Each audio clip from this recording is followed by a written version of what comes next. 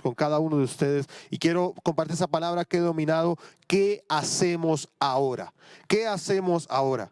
Sin lugar a dudas estamos viviendo tiempos sin precedentes. Los últimos meses que hemos vivido, incluso desde el año pasado, cuando vimos también las marchas, las protestas que se vivieron en noviembre del año pasado, no solo en Colombia, sino en Chile, en los Estados Unidos, en otras latitudes de la tierra. Estamos viviendo tiempos sin precedentes en los cuales nosotros debemos decir: ¿qué hacemos ahora? Nos preguntamos, nos cuestionamos. Yo creo que cuando usted veía esas imágenes, porque nosotros los cristianos debemos ser equilibrados en lo que hablamos.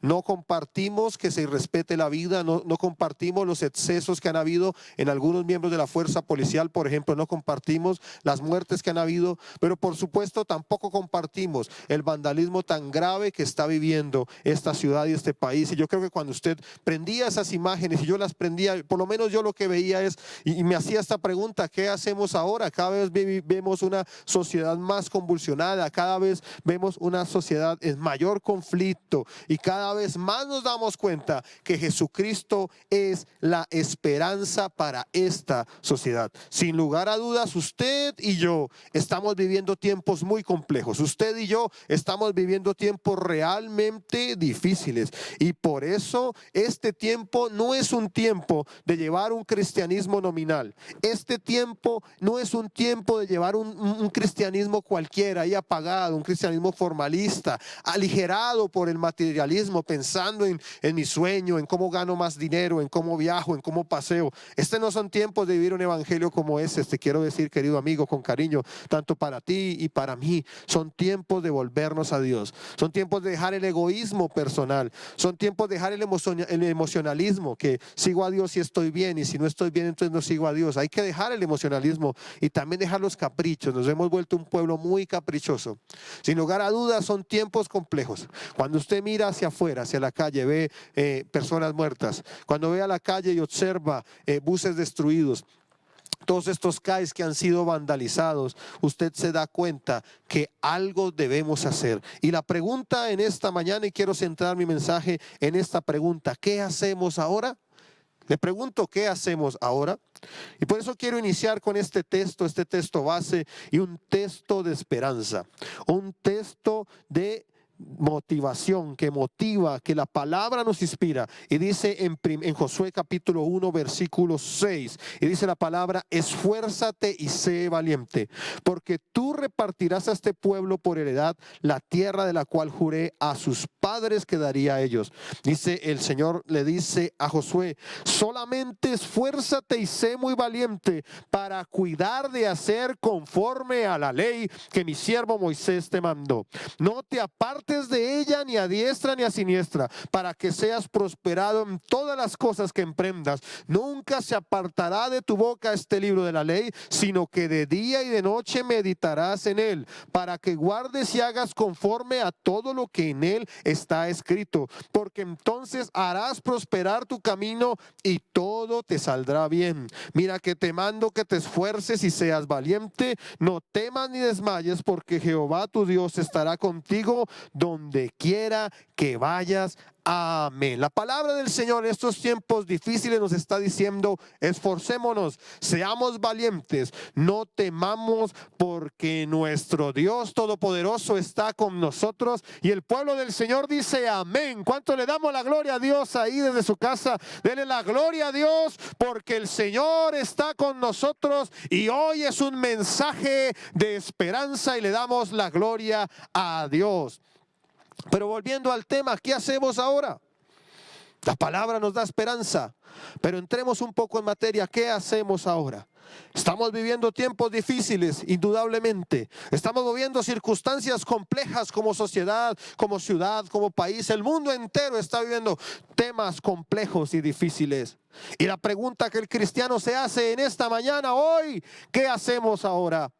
Y lo primero que quiero decir para introducir, antes de decir qué vamos a hacer o qué hacemos ahora, o responder a la pregunta ¿qué hacemos ahora?, tenemos que decir qué está pasando. Tenemos que hablar de lo que está pasando para saber qué debemos hacer. Y lo que yo observo y nos muestra la historia, nos muestra los hechos que estamos viviendo, las circunstancias, es que estamos viviendo una guerra de la cultura. Nuestra cultura occidental está sufriendo una guerra. Tal vez tú no ves una guerra, aunque hemos visto actos de protesta, todos estos temas. No estamos viendo una guerra formal con ejércitos, con armas letales y todo lo demás, pero estamos viviendo una guerra. Y esta guerra no es una guerra convencional, esta guerra es una guerra de las ideas. Hoy en nuestra cultura, hoy en la cultura occidental, lo que se llama el occidente en el mundo, está sufriendo una guerra, está viviendo una guerra, y la guerra es de ideas. La guerra y la confrontación es por la mente de la cultura. Hoy hay una lucha por la mente de la cultura. Estamos viviendo un proceso donde hay una puja, hay una confrontación por las ideas, por la mente de la cultura. Y hay una lucha de las ideas por la mente de la cultura judeocristiana con respecto a la cultura secularista humanista. Esa confrontación de ideas. Hay ese choque cada vez más claro, cada vez más evidente. No sé si usted se da cuenta a través de los medios de comunicación, de la política, de la educación, que hay un choque más fuerte frente a los postulados y los principios de la cultura bíblica judeocristiana con respecto a los postulados de la postura secularista humanista, del humanismo secularista. Hay un choque, hay una confrontación, se confrontan constantemente como se ve la visión de la vida, ¿cierto? Por ejemplo, en el aborto, por ejemplo, en el tema de la vida sexual, por ejemplo, en el tema del manejo del gobierno, la vida en sociedad. Cada vez hay más choque, porque son diferentes, porque son adversos. Hay una guerra de ideas. Es la guerra por la mente de la cultura de Occidente. Gran parte de la influencia de la cultura occidental, por supuesto, viene de la cultura judeocristiana. Y hoy observamos, y quiero entrar en materia un poco hablando acerca de lo siguiente: el humanismo secularista o la cultura atea del siglo XVIII, XIX y XX, por lo menos en el contexto occidental. No me refiero a lo que fue la extinta Unión Soviética, ni me refiero a lo que ha sido China y Corea del Norte, sino en el caso occidental, en los países liberales, democráticos. Digamos que con respecto a los ateos de la cultura occidental del siglo XVIII, XIX y XX, había un sano debate. Es decir, ellos consideraban en sus postulados que lograban ganar a través de las ideas, de la razón, de convencer al teísta de que sus postulados, convencer al creyente de que sus postulados eran verdad. Pero hoy observamos un ateísmo más radical. Hoy observamos un ateísmo más activista. En el siglo XXI ha cambiado el postulado. Ha cambiado desde el siglo XXI y vemos un ateo que es antiteísta por naturaleza. Es decir, considera al creyente, considera al que cree, como usted y yo, que creemos en principios absolutos, que la palabra es verdad y que la verdad de Dios y que es absoluta, que no cambia, que no muta, lo considera como un, escuche esto, enemigo. Su misión es liberar a la sociedad de la religión. Esa es la meta del ateo actual, contemporáneo, del siglo XXI. Si el ateo del siglo XX lo que buscaba era debatir con las ideas, el ateo del siglo XXI lo que busca es sacar la idea de la religión de la sociedad. Es decir, es liberar a la sociedad de la religión. Y quiero mostrar estas imágenes que tengo aquí en estas diapositivas para que usted las vea, y cada vez más sucede. Mire estas imágenes. Estas imágenes son del año pasado en Chile. Usted recuerda las protestas en Chile masivas que durante varios meses, a raíz del aumento de las tarifas del metro, volvamos a las del fuego por favor, a raíz de las tarifas del metro en Santiago, se inició un movimiento masivo de gente rompiendo cosas, vandalismo, mucho vandalismo hubo en el país y hubo protestas masivas, y entre otras cosas, se quemaron muchas iglesias de diferentes credos. Pero estas imágenes que usted está viendo son imágenes del año pasado en Chile, gente quemando iglesias. Pero esta segunda imagen, cada vez es más recurrente frases como estas. Una frase que constituyó Perón, el líder político argentino en su momento, pero que cada vez uno se ve más en estos tiempos. Hemos visto aquí en Bogotá, en lugares cercanos, en iglesias cercanas, aquí constantemente afuera de esta iglesia grafitean las paredes, pero se ve cada vez más frases como estas: la única iglesia que ilumina es la que arde. Cada vez se ven cosas como estas, no allá allá en la China comunista, no allá en los países, en Corea del Norte, aquí en la cultura occidental. Cada vez vemos más un ateísmo radical, un ateísmo que busca sacar la idea de Dios y de la religión de todo escenario público, de todo escenario incluso privado, incluso en la familia, y lo estamos viendo y lo voy a ir desarrollando poco a poco. Pero lo que te quiero decir es que el fundamentalismo secularista, porque así lo llamo, o el secularismo humanista, es una religión. Tremendo eso. Se supone que son antiteístas, no creen en Dios, pero son una organización que tiene unos valores, tiene unas creencias. Rebaten la fe, pero asumen por fe en sus postulados, creen abiertamente sus postulados, tienen un sistema de creencias. Es más, ellos mismos se autodenominan en su manifiesto humanista, que está desde el 1933, se autodenominan como una religión. El humanismo secular es una religión y tiene una escala de valores de creencias. Y significa no es que no crean. Y aquí quiero traer la frase del filósofo y pensador italiano Umberto Eco, muy conocido, que dice lo siguiente, escribiendo en uno de sus libros, dice: cuando los hombres dejan de creer en Dios, no es que ya no crean en nada. Es una mentira el ateísmo decir que ellos no creen en nada. Y dice Umberto Eco, cuando los hombres dejan de creer en Dios, no es que ya no crean en nada, sino que empiezan a creer en todo. A mí me llama poderosamente la atención, por ejemplo, movimientos ateos políticos, que hay muchos en este continente, en Venezuela, en México y en otros lugares.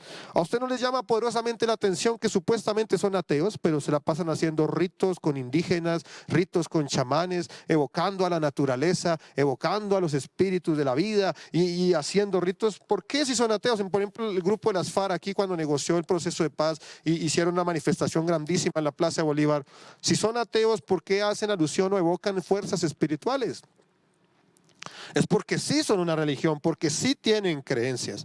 Y ellos tienen sus dogmas. Por ejemplo, el cristianismo, ¿qué dogmas tiene? El cristianismo cree que Dios creó el universo.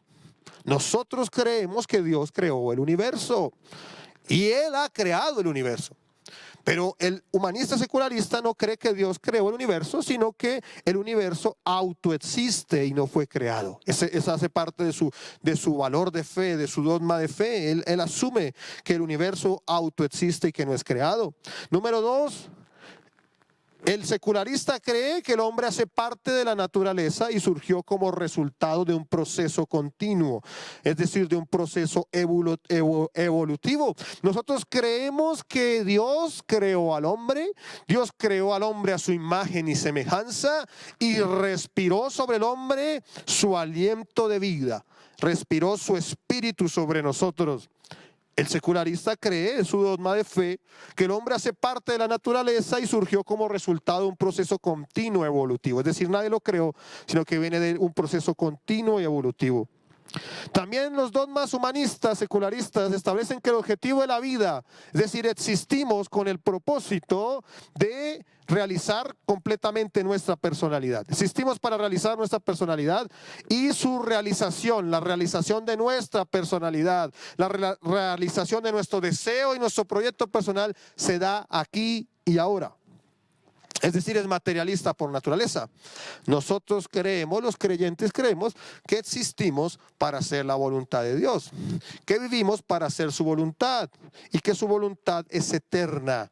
Atendemos a un principio de eternidad. No tenemos ese vacío existencial materialista de que la vida acaba con la muerte, sino que atendemos a un concepto de eternidad. Número 4, el dogma secularista atiende a que los hombres son responsables de lo que son, de lo que van a llegar a ser. Ninguna deidad los salvará, ellos deben salvarse a ellos mismos. El secularismo establece eso, somos nosotros los que resolvemos los problemas. Somos nosotros a través de nuestra habilidad, nuestra inteligencia, nuestra capacidad, los que resolvemos todo.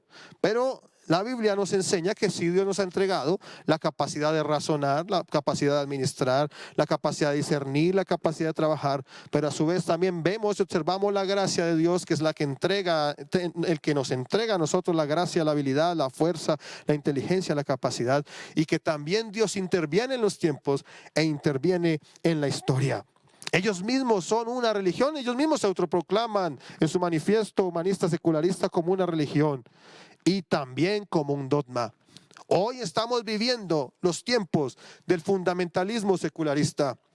Ellos nos atacan a nosotros que somos dogmáticos, fundamentalistas, y tienen toda la razón. Somos dogmáticos y fundamentalistas, eso no lo podemos negar. Sí lo somos, porque creemos que esta bendita palabra es la revelación de Dios, porque creemos que esta bendita palabra revela la verdad de Dios, y la verdad de Dios es absoluta, no cambia, no muta, no se relativiza con el paso del tiempo, no es relativa conforme a lo que el ser humano piensa o desea o anhela, sino que vivimos para hacer la voluntad escrita en este libro. Evidentemente somos fundamentalistas, pero ellos también son fundamentalistas. Se precian, se enorgullecen de ser tolerantes. Ellos son tolerantes, les gusta la diversidad, les gusta la libertad de las ideas, pero cuando nos damos cuenta es que son tolerantes con todo. Se enorgullecen de ser tolerantes, excepto con las ideas que los contradicen, excepto con los valores absolutos.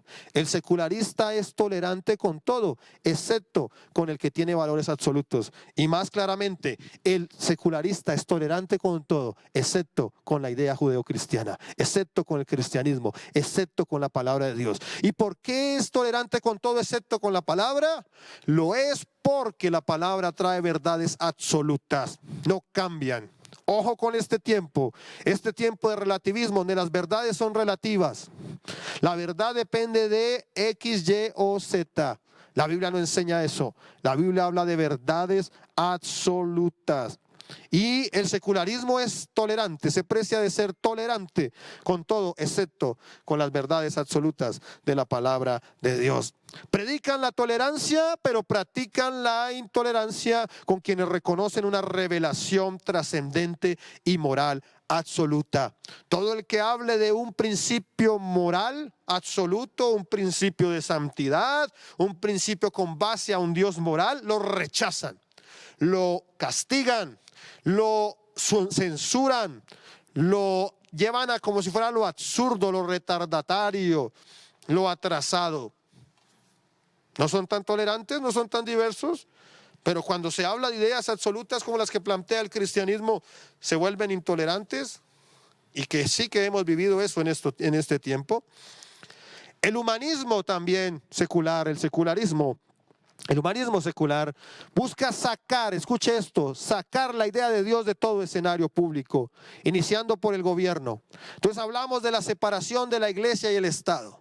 Y cada vez es que la iglesia, tremendo eso, separación entre la iglesia y el Estado. La iglesia no se puede meter en el Estado. La iglesia no puede definir el modelo de familia que el Estado ha determinado. La iglesia no puede definir el modelo de educación que el Estado ha determinado. La iglesia, los valores moralistas de la iglesia, esa idea, esa familia, como ellos llaman, ideal entre Jesús, José, María y el niño Jesús, eso no se puede determinar en el Estado. Eso no es para el Estado, no es para la familia, no es para la educación, no es para la economía.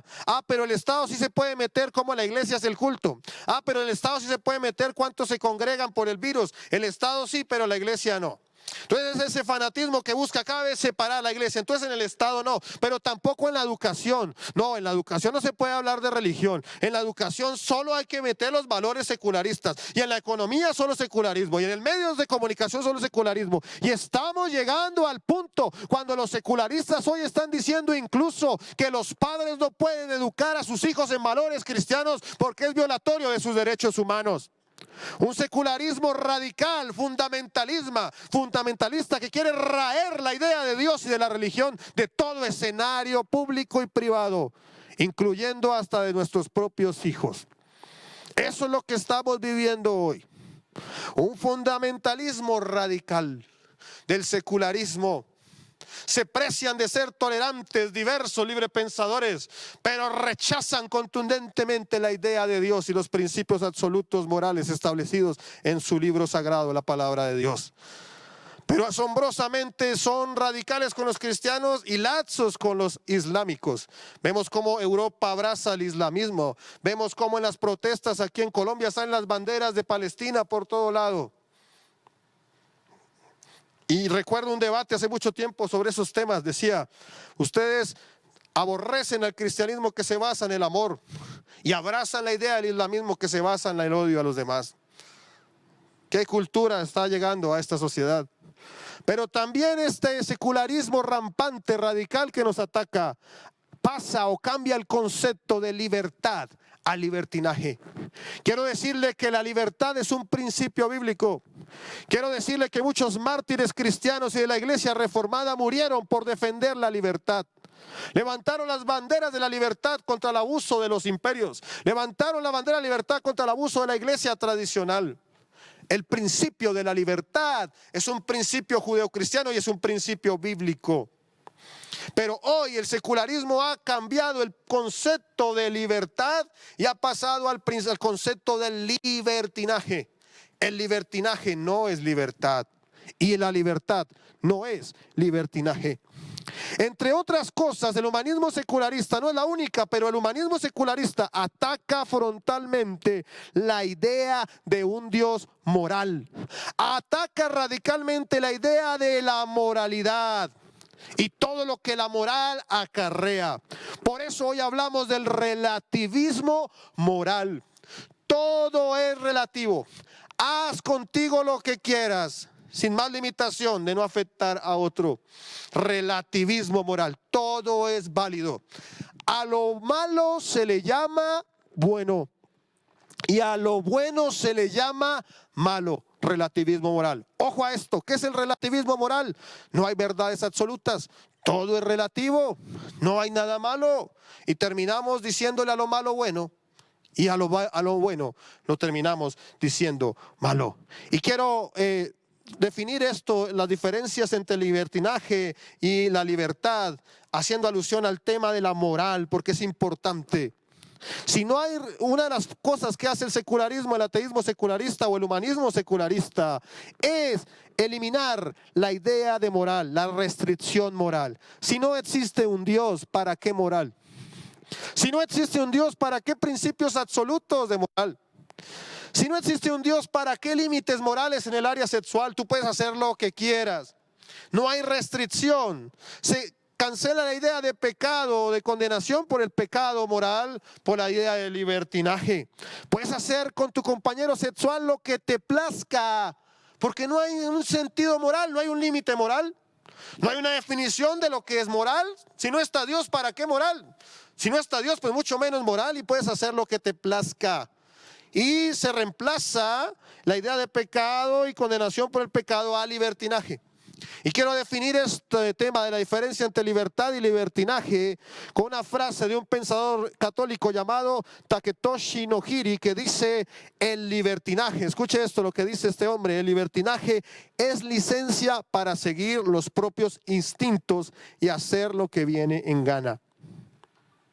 Pero la libertad es la obligación, oído a esto, es la obligación de hacer lo que se sabe que se tiene o se debe que hacer. Es decir, el libertinaje cae en lo que los instintos lo gobiernan. Es decir, a ti te gobierna tus instintos. No hay una diferencia entre un sentido animal y un sentido humano. Es más, el secularismo plantea que los dos son animales. Y casi que se plantea que los mismos derechos. Hoy los movimientos animalistas en el mundo plantean casi los mismos derechos de los animales y el ser humano. Y no es que yo esté diciendo que el maltrato animal esté bien, pero Dios ha creado con una dignidad superior al ser humano con respecto a los animales. Y nosotros los cristianos, con esas sutilezas, no podemos no podemos aceptar esas sutilezas, porque va cambiando la mente de Cristo en nosotros. El libertinaje se basa en los instintos. Vivimos para el placer. Entonces, si sentimos placer al comer, comemos demasiado en gula. Si sentimos placer sexual por diferentes áreas del cuerpo humano, entonces se practica la sexualidad. Lo importante es sentir más y más placer. Vivimos para el placer. Somos esclavos del placer según el planteamiento humanista. Y eso es el libertinaje en esencia. Vivimos para satisfacer nuestros instintos. instintos, vivimos para satisfacer nuestros apetitos, nuestros deseos, absolutamente hedonista. Solo vivimos para sentir placer, se vuelven esclavos del placer. Pero este hombre define muy bien la libertad. La libertad es la obligación, es una obligación que tenemos de hacer lo que tenemos que hacer, lo que sabemos que tenemos que hacer. Hay diferencias grandes entre la libertad y el libertinaje. En la libertad tenemos autonomía, por supuesto, pero tenemos autonomía para hacer el bien. En cambio, en el libertinaje somos autoindulgentes. Ay, es que pobrecito yo. Ay, qué culpa yo, que es que me gustan los niños, me gusta manosear los niños. Autoindulgencia, terrible eso. Y es narcisista por naturaleza, no hay límites morales. Como predicaba el pastor Gerardo, ¿a dónde vamos? Esto va a seguir avanzando. Vimos el tema de los homosexuales, ahora estamos viviendo la época de los transexuales y llegaremos al punto, y se acordará de mí en los años que vendremos a legalizar el tema de las relaciones sexuales con los niños. Eso es lo que estamos viviendo, a eso estamos llevando, porque se quita toda idea de moral, se quita toda idea de principios que Dios ha establecido. Y el libertinaje, a diferencia de manejar la autonomía para hacer el bien, es autoindulgente. Acepta la mediocridad del ser humano. Es narcisista por naturaleza, egocéntrica por naturaleza. La libertad se basa en fundamentos morales absolutos. El libertinaje, al contrario, se basa en el relativismo moral. Todo es relativo, tú puedes hacer lo que quieras. La libertad no es fácil porque es una disciplina. No es una disciplina fácil. Al contrario, el libertinaje es facilista por naturaleza, es cómodo, es propio para el perezoso. La libertad no es una opción para el perezoso, pero en cambio el libertinaje es la mejor opción para el ocioso y el perezoso. La libertad se basa en la verdad. Estos son principios bíblicos y que se tradujeron mucho en la Reforma. Lutero habló mucho de verdad, justicia y belleza. Y no es que Lutero lo diga, lo dice la palabra de Dios. La idea moral de Dios se basa en la verdad, verdad absoluta, no relativa, justicia y belleza. El libertinaje cambia la verdad por relativismo. El libertinaje cambia la justicia por venganza, justicia por mano propia. No estamos viviendo eso hoy en este momento. Y la libertad es belleza, y el libertinaje cambia la belleza por la estética y hace bello lo vulgar. Busca hacer apología de lo vulgar. Es lo que estamos viviendo en estos tiempos. Tenga discernimiento. El que tenga oídos, oiga lo que el Espíritu está hablando en este momento. Estos son los tiempos que estamos viviendo. Si queremos dar respuesta a la pregunta ¿qué vamos a hacer? Tenemos que saber qué está pasando. Hemos reemplazado la libertad por el libertinaje. Eso es lo que estamos viviendo. Y para esto quiero recordar a dos presidentes de los Estados Unidos. Uno dijo lo siguiente, dice: hay quienes creen una nueva modernidad, hay quienes creen, dijo Theodore Roosevelt, dijo: hay quienes creen que una nueva moralidad o una nueva modernidad, exige una nueva moralidad. Lo que no aciertan, decía Theodore Roosevelt, es la dura realidad de que no hay tal cosa como la nueva moralidad. Solo hay una moralidad, todo lo demás es inmoralidad. Este hombre ya lo veía venir hace décadas y más de un siglo atrás. Este hombre lo veía venir. Un tema tremendo en el sentido de que no hay tantas moralidades. Hoy este mundo practica miles de moralidades. Dice: ¿de cuál moral me hablas? ¿A cuál moral te refieres? No existe una moral absoluta, son morales relativas. Pero también el presidente Carter decía lo siguiente: la libertad es un bien preciado, y además la libertad está a una sola generación de extinguirse. En estos tiempos le decía a un gran amigo mío, un líder político muy amigo mío y que últimamente ha sido muy en mi concepto blando en estos temas. Él es gran defensor de la libertad religiosa, pero digamos que por temas políticos ha tomado decisiones de apoyar posturas políticas diferentes. Y yo le decía: usted, por apoyar temas de libertad religiosa y apoyar esas posturas, no recuerde que la libertad está a una generación de ser extinguida. No vendamos nuestra libertad. Le decía yo y le decía bastante fuerte, y me recuerdo en este momento. También el humanismo secularista desea, escuche esto, Escúcheme atentamente, el humanismo secularista desea liberar a la humanidad de absolutos morales y de instituciones tradicionales como la familia, como la iglesia. Quiero invitarle, investigue lo que es marxismo cultural, estudie a Adorno, estudie a Hundergan, estudie también a Simón de Beauvoir. Si no establecen que hay que desconstruir, escuche esto, y esto fue lo que sucedió en el tema de las cartillas cuando salimos a marchar hace 4 años, que hablaba cuando la sentencia de la corte, después del tema del joven que se asesinó, que se suicidó, perdón, aquí en el Titanic, que se tiró y que la corte dijo que había sido el colegio que lo había oprimido y le ordenó a los colegios traer el tema de hablar del tema de la ideología de género o del tema, según ellos, de la diversidad y la tolerancia, obligaba a los colegios. Las famosas cartillas del Ministerio de Educación decía eso, de construir los valores patriarcales de la sociedad, de construir los valores que han hecho daño a la sociedad. El fundamentalismo secularista busca raer la idea de Dios de la sociedad. Eso es lo que busca.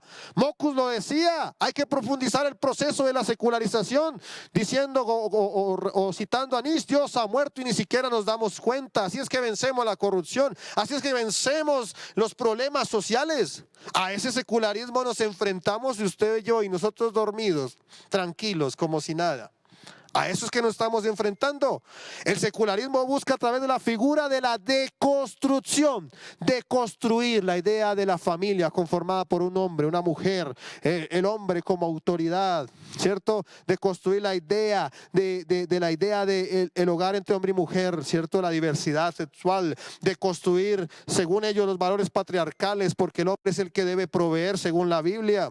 Y deconstruir una cantidad de valores que se van permeando, y hoy los mismos cristianos abrazan los valores humanistas sin darse cuenta que están socavando sus principios morales y se están dando cuenta, sin darse cuenta que estamos llevando a esta sociedad y nuestras propias vidas a la destrucción y a la degradación. Porque sucede la tercera característica: reemplazamos la libertad por el libertinaje, pero estamos siendo testigos, usted y yo estamos siendo testigos y lo estamos viendo con nuestros propios ojos, la muerte de la cultura occidental. La estamos viviendo. Estamos viviendo la muerte de la cultura occidental. Y con esto quiero citar a un teólogo y historiador que se llama Jack Arnold, que él dijo lo siguiente: mire, hay una frase tremenda y quiero hablarle a usted que me acompaña el día de hoy. Hay una frase tremenda que dice lo siguiente. Pon la cámara, por favor, nuevamente. Ya hablo de la frase. Te estoy hablando a ti. Hay una frase muy conocida que sé que tú la conoces. Y esta frase dice que el que no conoce la historia está condenado a repetirla. Y si nosotros no conocemos la historia, estaremos condenados a repetirla. Tú y yo. Y lo que estamos viendo es la historia. Hoy estamos viviendo el resurgir del movimiento pagano de Roma y Grecia. Los valores paganos de Roma y Grecia están resurgiendo. Recuerda que el cristianismo, cuando Cristo murió, los apóstoles predicaron el evangelio, fueron mártires, derramaron su sangre y la semilla de la sangre cayó sobre la tierra y eso se convertía en cristianos y más cristianos y más cristianos, hasta un punto que Roma tuvo que declararse cristiana, porque el cristianismo llegó a crecer sin precedentes y empezó a traer transformación, y el cristianismo desplazó el infanticidio. Recuerde que en Roma los niños que nacían imperfectos iban a una montaña y los tiraban. El mismo aborto de hoy. Hoy estamos viendo el resurgir de Roma y Grecia. Y recuerde también que los ancianos enfermos los mataban, aborto, eutanasia. Pero usted, ¿qué cree? Que cuando el apóstol Pablo le decía a los cristianos que oraran por los que estaban en eminencia, los gobernantes, Nerón era el hombre más perverso, más malvado. La historia cuenta que practicaba diariamente el sexo oral con miles de niños, tenía un harén de niños para que le practicaran el sexo oral a él. Era un tema de verdad grosero, grotesco. Y el cristianismo trajo transformación, trajo cambio. Pero ¿qué es lo que estamos viviendo hoy? El resurgir de los valores de Roma. El que no conoce su historia está condenado a repetirla. Pero la Biblia muestra, o la historia mejor muestra, que hubo un cambio en Roma, una transformación en Roma. El cristianismo avanzó sin precedentes desde la ascensión de Cristo hasta el siglo III, año 333, y ahí empezó a corromperse y a decaer. Ahí fue donde empezó a corromperse cuando el imperio se cristianizó. Y ahí empezó la debacle, la caída del cristianismo. Pero esos primeros 3 siglos fue una transformación sin precedente porque esa gente vivía la palabra. Hasta tal punto, escuche lo que le estoy diciendo, escúcheme claramente lo que le voy a decir. Hubo un historiador cristiano, o un historiador que narraba el avance del cristianismo diocleciano, dijo antes de que se declarara el edicto de Constantino, que a ese punto el cristianismo lo tenía todo. El cristianismo había tomado el control a través de la obra misionera de la educación, de las relaciones sociales, económicas, todo había llegado el cristianismo. Lo único que el cristianismo no había llegado eran los templos paganos. Y no había llegado a los templos paganos porque no le interesaban. ¿Quiere que le diga algo? Muy parecido a lo que decía él. Hoy yo te digo que el secularismo lo tiene todo. Lo único que no tiene son los templos porque no le interesan. Eso es lo que estamos viviendo hoy. Y estamos viviendo la muerte de la cultura occidental, la muerte de la civilización. Y aquí quiero hablar de Jack Arnold, historiador y teólogo, que dijo lo siguiente, hablando de la historia de Roma. Quiero que me escuche atentamente, escúcheme, ya estoy terminando esta parte que es un poquito densa. Escúcheme atentamente lo que le voy a decir. Mira lo que dijo Jack Arnold. Mientras Roma tenía un gran aparato bélico, recuerde que Roma era un imperio que intentaba crecer.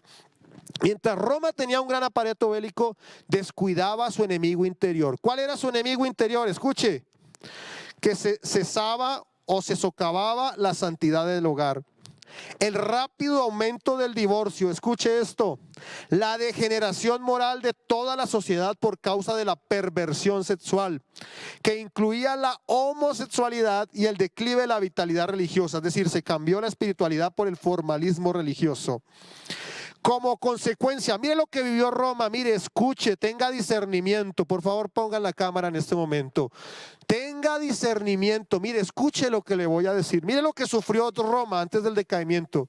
El culpable del decaimiento de Roma como imperio fue la degradación moral. Escuche esto, escuche. ¿Qué vivió Roma antes de su caída? Número 1, caos político y desconfianza en sus líderes políticos. ¿No estamos viviendo hoy caos político y desconfianza en sus líderes políticos? Mira lo que dice este historiador de las causas de la caída de Roma. Número 2, derrumbamiento de la justicia. Yo le pregunto a usted, ¿no estamos viviendo hoy un derrumbamiento de la justicia? Número 3, fracaso en mantener la ley y el orden. Y yo le pregunto, ¿qué hemos vivido estos días si no ha sido el fracaso por mantener la ley y el orden? Yo no estoy justificando y ningún cristiano puede justificar la muerte de personas en un estado de indefensión. Y no justificamos bajo ninguna circunstancia la agresión policial. Pero estamos viviendo sin lugar a dudas el fracaso en mantener la ley y el orden, igual que en Roma. Número 4, subida de los impuestos. Tenían que subir y subir los impuestos y hoy cada vez hay que subir y subir más impuestos. Indudablemente tendremos que enfrentarnos el próximo año a una reforma tributaria porque no hay cómo financiar el Estado. Y número 5, escuche esto, movimiento masivo de las zonas rurales a la ciudad. Es decir, se volvió un imperio Roma de ciudad, que poco producía, que no trabajaba el campo, la agricultura, la alimentación. Es decir, hubo un movimiento masivo de los campesinos que pasaron del campo a la ciudad. Y hoy quiero decirle que las últimas cifras del DANE, del último censo del año 2018, determinaron que el 90%, escuche esto, 90% de la población colombiana vive en zonas urbanas. Dígame si no es lo mismo que estamos viviendo la muerte del occidente. Pero como por si fuera poco, en Europa estamos viendo que los europeos, y aquí también, ya lo estamos viviendo. Por ejemplo, en Bogotá en el año 2005, está mirando sus cifras en estos días, vivían 4.1 personas por casa. Hoy están viviendo en Bogotá 2.3 personas por casa. Eso no es una consecuencia diferente a que las familias no quieren tener hijos. No les interesa tener hijos y los europeos ya están viviendo unas tasas de fecundidad muy bajas que están haciendo que su cultura esté muriendo y los islámicos están llegando y ellos sí tienen 10 y 12 hijos y Europa se está convirtiendo. Hoy, por ejemplo, la economía del Reino Unido, la economía británica, la economía londinense depende de Arabia Saudita. Es decir, ellos han llegado a hacer un trabajo misionero intencional que permea la cultura, la economía, las artes, pero todo a través de ¿qué? De tener hijos. Y hoy el cristiano no quiere tener hijos. Hoy el occidental no quiere tener hijos porque somos egoístas por naturaleza. Queremos es para nuestro sueño, no queremos eso de tener un hijo nos dejan dormir, empiezan a llorar, el tarro de la leche cuánto vale, después que el colegio. Yo prefiero más bien gastarme en esa plata en un viaje a Cartagena o a San Andrés. ¿Yo para qué me voy a poner a sacrificarme la vida? Egoísmo, egoísmo. No cumplimos el mandato que Dios ha establecido y estamos siendo testigos, usted y yo. Nuestros ojos están viendo el decaimiento de la cultura occidental. Esto es lo que nos está pasando. Entonces respondamos a la pregunta: ¿qué vamos a hacer? Algo debemos hacer y la respuesta es: tenemos cómo hacer. Y vuelvo al texto de la palabra que te dice: esfuérzate, sé valiente, no temas y desmayes, porque el Señor tu Dios está contigo. Le doy la gloria a Dios porque la predicación de su bendita palabra es la predicación del mensaje de la esperanza. La predicación del evangelio es la predicación de la esperanza que Cristo trae. Y quiero decirte, hermano y amigo que me escuchas, si tenemos algo por hacer. ¿Qué hacemos ahora? ¿Qué hacemos ahora? Número uno, quiero decirte que lo que tenemos que hacer es volver a la palabra. Dile al que está a tu lado: vuelve a la palabra. Vuelve a la palabra. Tenemos que volver a la palabra.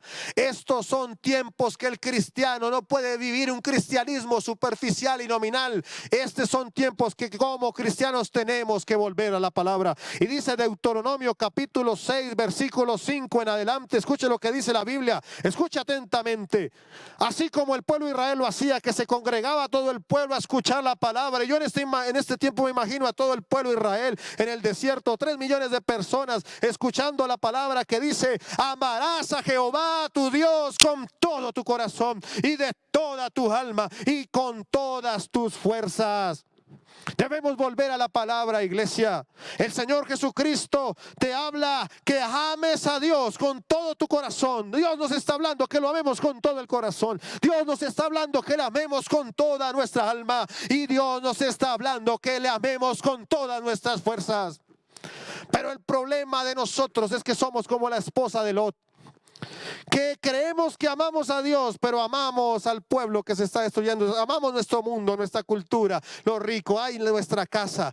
Ay, allá la casa que se nos quedó en Sodoma y Gomorra. Ay, los bienes que se me quedaron allá. Y Dios sacándola del juicio, ella pensando en su corazón, pensando atrás en lo que estaba perdiendo. Porque el mundo, el que no ama a Dios, ama al mundo y sus deseos. Por eso la Biblia dice: no améis al mundo y sus deseos.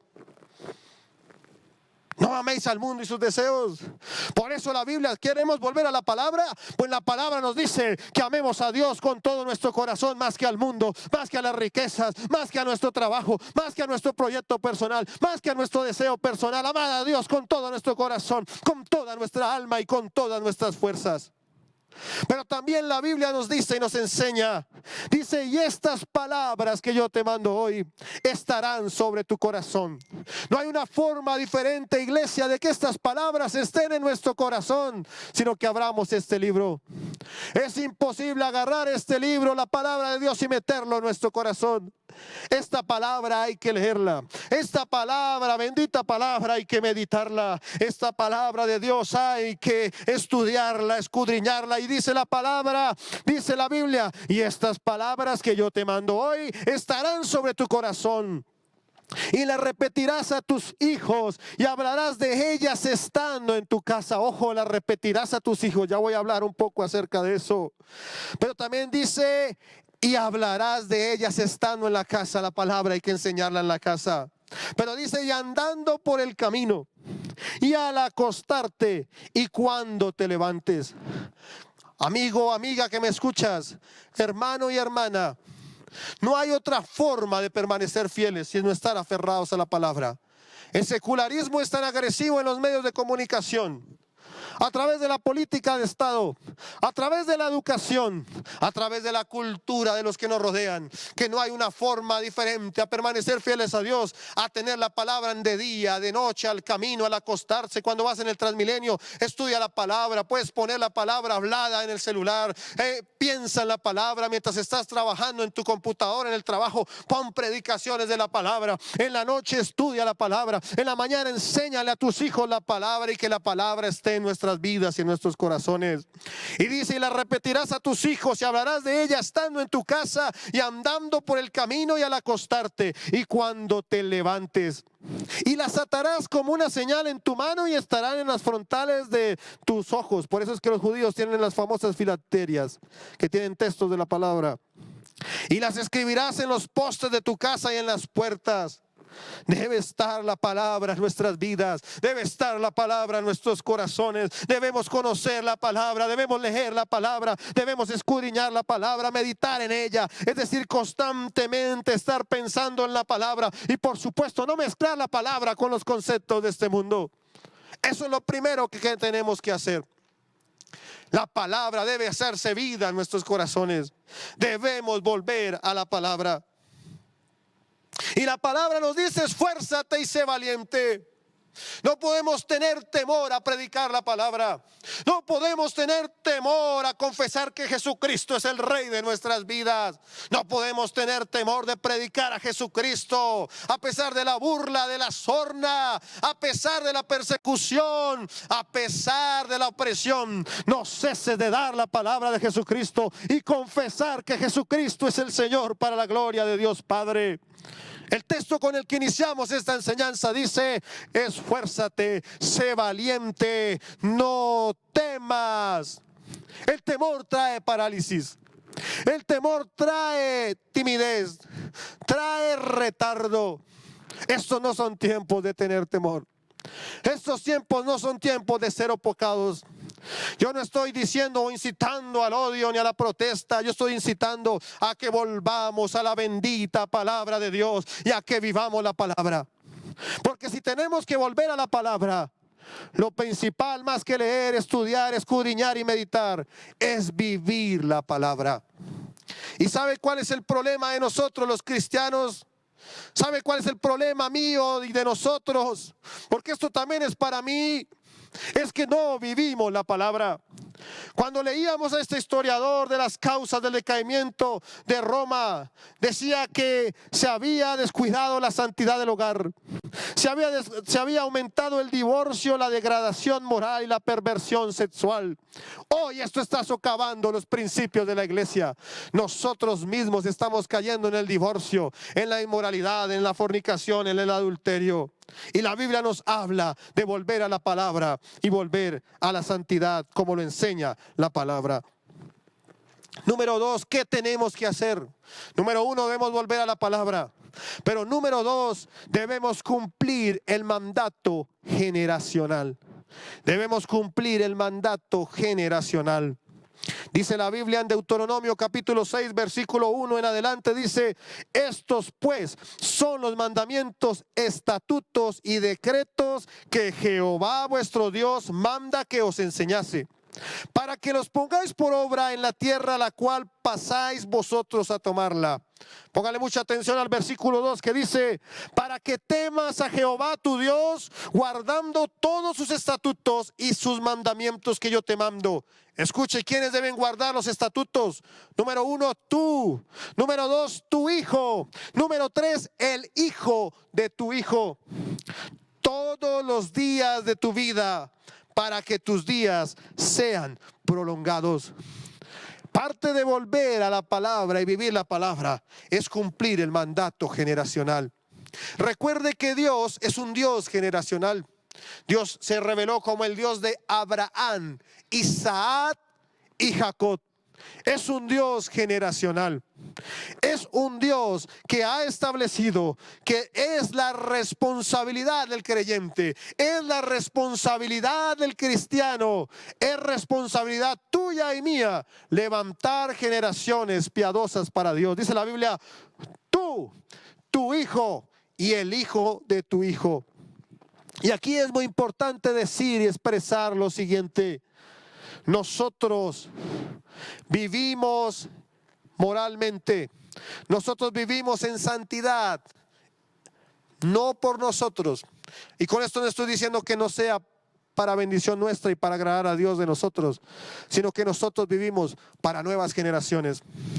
Y esto me recuerda alguna vez cuando adolescente o joven, donde me costaba seguir al Señor, donde me costaba no vivir.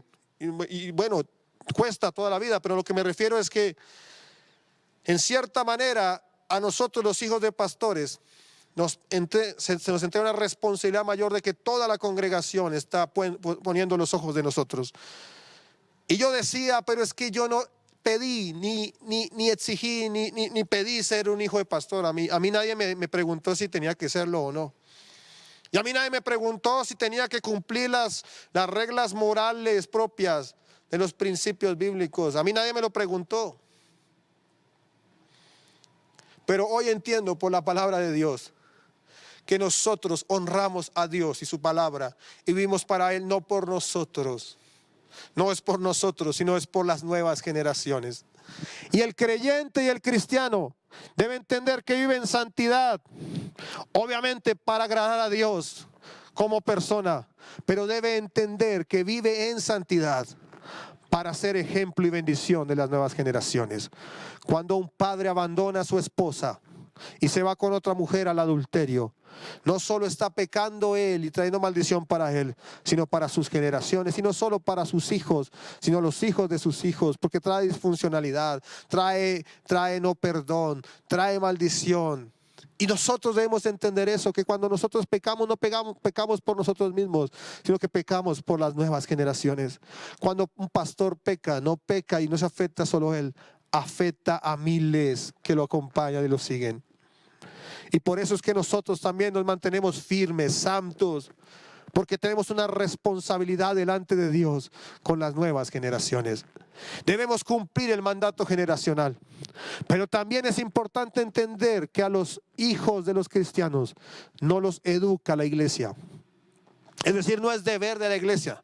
Con esto no estoy diciendo que la iglesia no debe hacer su tarea.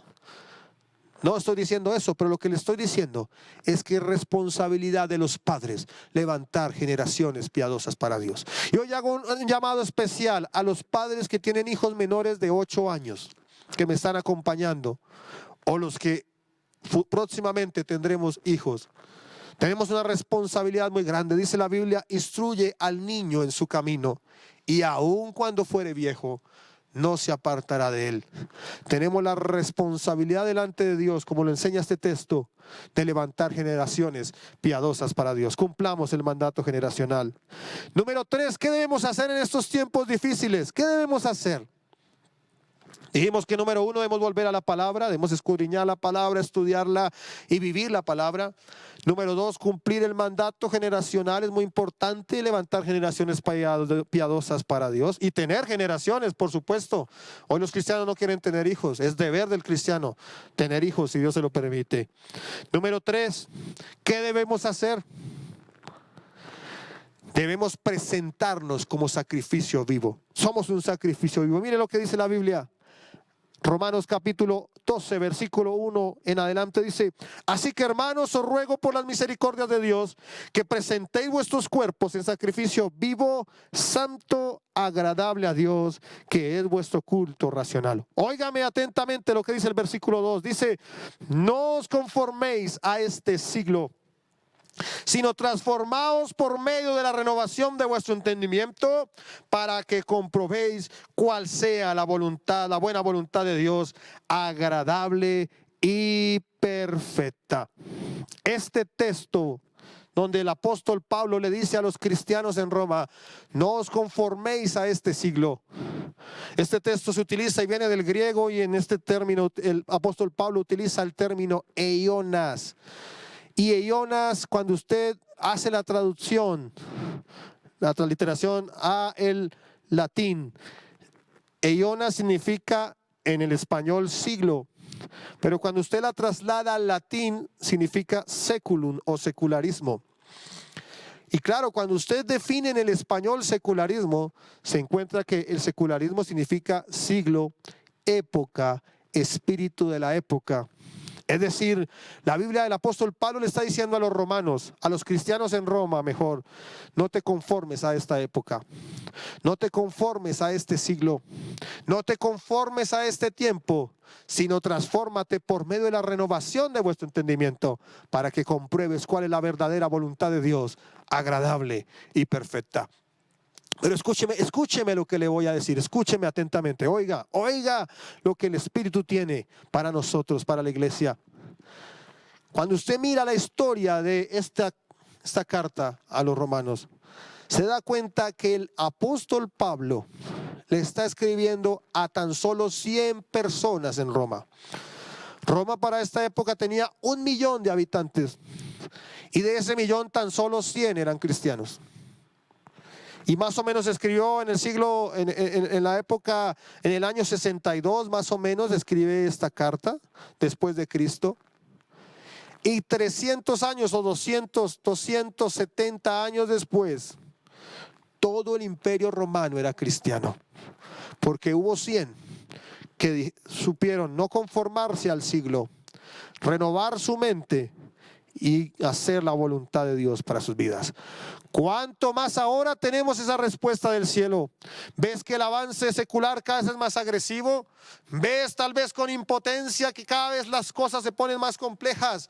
El apóstol Pablo le dijo a 100 contra 1.000.000, no te conformes a este siglo, sino seas transformado por la renovación de tu entendimiento para que compruebes la voluntad de Dios. Y 260 años después, toda Roma estaba bajo la poderosa mano del Señor. ¿Cuánto le da la gloria a Dios por eso? La palabra de Dios se cumple y trae transformación y trae cambio. Pero estamos hablando que ¿qué debemos hacer? Debemos ser un sacrificio vivo. Dice la Biblia, dice la palabra de Dios en Romanos, que seamos sacrificio vivo, santo y agradable a Dios. Y hay 3 clases de sacrificio que expresa la palabra. Número 1 es el sacrificio de alabanza. Somos sacrificio de alabanza. Somos ese sacrificio de alabanza, es decir, existimos para alabar a Dios. Nuestra vida vive en función de agradar a Dios. Pero número 2, el sacrificio moral. Volvemos al tema del sacrificio moral. Es decir, nosotros vivimos la moral que establece la palabra porque somos ofrenda de sacrificio. Existimos para el propósito eterno de Dios y por eso vivimos en santidad, porque Dios es un Dios santo, es un Dios moral y Dios es un Dios de valores absolutos, no relativos. Sacrificio moral. La Biblia nos está hablando que seamos sacrificio vivo, muy bien, sí, una vida en función de alabar a Dios, todo lo que hacemos le alaba a Dios. Somos excelentes en nuestro trabajo porque nuestro trabajo es alabanza, somos excelentes en nuestros colegios, universidades porque nuestra educación es alabanza a Dios, somos excelentes en la familia, sacrificio de alabanza, somos sacrificio nosotros mismos, somos sacrificio de alabanza, pero también el sacrificio moral de vivir en santidad.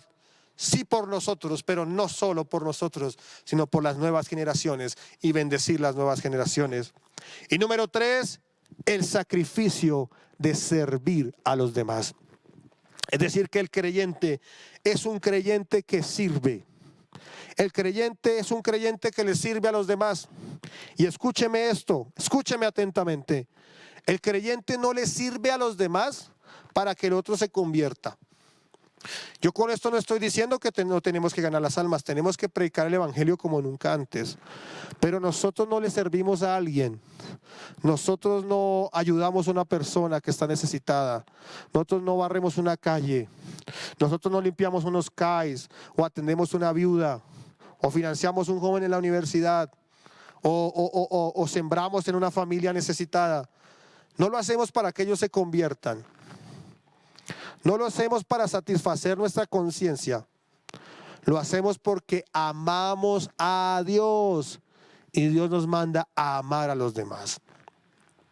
Cuando el mundo vea que nosotros servimos no por tener un templo grande o servimos no porque alguien se convierta, este mundo va a creer en el Dios Todopoderoso, el sacrificio de servir a los demás.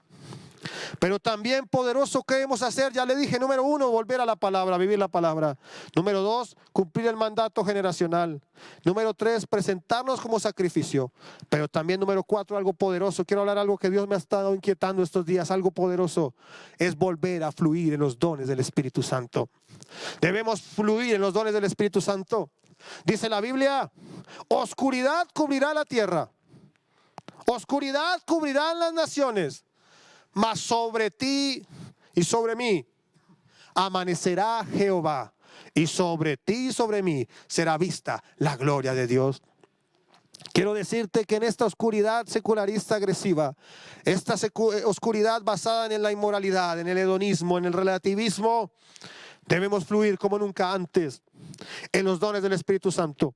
Y no podemos aceptar teologías liberales que buscan desprestigiar el mover del Espíritu Santo, el mover de la oración, el mover de la guerra espiritual, el mover de los milagros, la sanidad, de los prodigios. Mire, los cristianos del primer siglo revalidaban el mensaje de la predicación, levantando muertos, sanando enfermos, sanando a las personas, libertando a los endemoniados. Esto era lo que hacían los cristianos del primer siglo y por eso llegaron a transformar el imperio completamente. Hoy tenemos que volver al mover y al fluir del Espíritu Santo. Y por eso Hechos capítulo 16, vamos rápidamente a Hechos capítulo 16, versículo 22, dice, mire lo que dice la Biblia, y se agolpó el pueblo contra ellos, está hablando de Pablo y Silas, y los magistrados rasgándole las ropas, ordenaron azotarles con varas. Esta gente no estaba en un hotel de 5 estrellas, esta gente estaba siendo azotada por la causa de Cristo. Y mire lo que dice el versículo 23, dice, después de haberles azotado mucho, no poquito sino mucho, los echaron en la cárcel, los condenaron, los castigaron, los golpearon, los azotaron y los echaron a la cárcel. Los echaron en la cárcel, mandando al carcelero que los guardase con seguridad. Mira lo que dice el versículo 24, hablando del carcelero, el cual recibió este mandato, los metió en el calabozo de más adentro y les aseguró los pies en el cepo. Versículo 25 dice, pero a medianoche, mira lo que estaba haciendo esta gente. Pero a medianoche, orando, Pablo y Silas cantaban himnos a Dios y los presos los oían. A esta gente los habían juzgado vilmente, injustamente, los habían condenado injustamente. A esta gente los habían azotado, los habían maltratado. A esta gente los habían echado en la cárcel. Les habían puesto grilletes, cadenas, los habían asegurado bien para que no se escaparan. Y esta gente no estaba llorando, ay, es que Dios no me da ese trabajo. Dios, ¿por qué eres tan malo conmigo? Dios, ¿por qué me pusiste a sufrir con ese esposo y esa suegra tan mala que me diste? Dios, ¿por qué no tengo plata? Dios, ¿por qué me hiciste tan feo? Esta gente no estaba llorando por las pendejadas que nosotros lloramos. Esta gente estaba en la cárcel, habían sido castigados, habían sido azotados, habían sido perseguidos injustamente, no estaban reclamando derechos como ellos sí, yo no, como el Transmilenio sí, yo no puedo abrir. Esta gente no estaba reclamando derechos, esta gente estaba clamando al Dios de los cielos, estaba levantando su voz al cielo, estaban adorando a Dios y los presos les oían, aleluya. Y dice el texto bíblico, dice entonces versículo 26, sobrevino de repente un gran terremoto de tal manera que los cimientos de la cárcel se sacudían y al instante se abrieron todas las puertas y las cadenas de todos se soltaron. Y dice el versículo 27, despertando el carcelero y viendo abiertas las puertas de la cárcel, sacó la espada y se iba a matar, pensando que los presos habían huido. Versículo 28 dice, mas Pablo clamó a gran voz diciendo, no te hagas ningún mal, pues todos estos estamos aquí. Él entonces, pidiendo luz, se precipitó adentro y temblando se postró a los pies de Pablo y de Silas y sacándolo les dijo, señores, ¿qué debo hacer para ser salvo? Vuelvo y leo esa parte, señores, ¿qué debo hacer para ser salvo? Y ellos dijeron, cree en el Señor Jesucristo y serás salvo tú y tu casa. Hoy nos persiguen, hoy nos maltratan, hoy nos oprimen. Quiero que vea esta gráfica por un momento, si podemos poner la gráfica del reloj. La gráfica que buscamos ayer, que no la encontramos y que muy amablemente el pastor Mario nos prestó en este momento. Quiero mostrarte la radicalidad del fundamentalismo secularista. Esta es una gráfica que surge de las recomendaciones de la Organización Mundial de la Salud, la cual expresa, y si puedes ampliar la parte de arriba, que la iglesia es el sitio más peligroso para la gente para recibir el contagio. Es decir, se le está mandando un mensaje a la sociedad de que la iglesia es peligrosa, que la iglesia es incluso más peligrosa que un motel. Si no te das cuenta o si no te has dado cuenta, hoy en Bogotá los moteles están abiertos. ¿Qué más contagio, qué más contacto físico que un motel? Y hoy los moteles están abiertos y los templos están cerrados porque son más peligrosos. Es el mensaje que se le está enviando a la sociedad, es el mensaje que te están enviando, que el templo es el lugar más peligroso. Pero yo quiero decirte, como no soy profeta, pero por la palabra de Dios, confieso que los que hoy nos oprimen y hoy nos encierran y hoy nos persiguen y hoy mienten, hoy hay conciertos en toda la ciudad. Hoy hay marchas, cantidad de gente marchando, protestando, unidos, sudando, juntos. ¿Qué más peligroso para un contagio que eso? Pero no, lo más peligroso es la iglesia y por eso no está abierta. Pero yo hoy, por la palabra de Dios, y hago este acto profético. La Biblia dice que los que nos oprimían y los que nos cerraban, al ver el poder sobrenatural de Dios, no al ver una iglesia diciendo mi derecho a la libertad religiosa, artículo 19, sino diciendo el poder de Dios está en nosotros, y a pesar de la persecución, a pesar de la crítica, a pesar de la opresión, hay un pueblo que le alaba, hay un pueblo que levanta las manos, hay un pueblo que le adora, hay un pueblo que bendice su nombre y glorifica su nombre, y hay un pueblo que va a haber un terremoto espiritual y las cadenas se van a romper y los grilletes se van a abrir y las puertas de la cárcel van a abrir, y el carcelero, al ver la gloria de Dios, se va a arrepentir. Y hoy lo creo en el nombre de Jesús, que todos los que nos oprimen, que todos los que nos cierran, que todos los que nos persiguen se van a convertir, porque van a ver la gloria de Dios en nuestras vidas, porque hay un pueblo que ha decidido alabarle, hay un pueblo que ha decidido bendecirle, hay un pueblo que ha decidido darle la gloria. Ponte en pie y levanta tus manos al cielo y empieza a adorar al Dios del cielo y dile: Padre, yo te adoro, Padre, yo te exalto, Padre. Así me persigan ese trabajo y se burlen de mí y me digan ciego, y se burlen de mí y me digan oscurantista, y se burlen de mí y me digan fanático, yo levanto las manos al cielo y digo: Padre, yo te adoro, Padre, yo te exalto, oh Dios del cielo todopoderoso, yo te doy la gloria y la alabanza, porque tú eres un Dios fiel y cosas poderosas están sucediendo en el mundo espiritual. Tal vez tú no las estás viendo, pero cosas poderosas están sucediendo en el mundo espiritual y la gloria de Dios está descendiendo sobre nuestras vidas.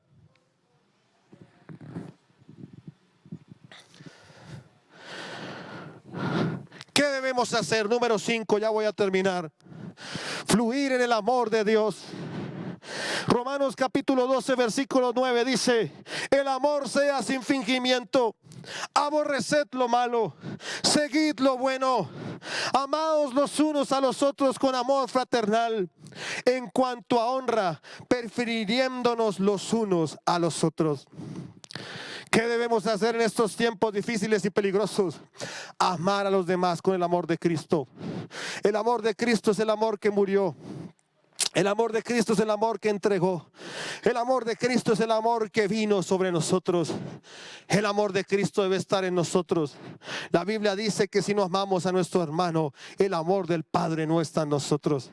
Pero el amor debe demostrarse. Debe haber una demostración del amor a través del servicio, a través de la entrega, a través de la rendición. Nos entregamos a la gente, servimos.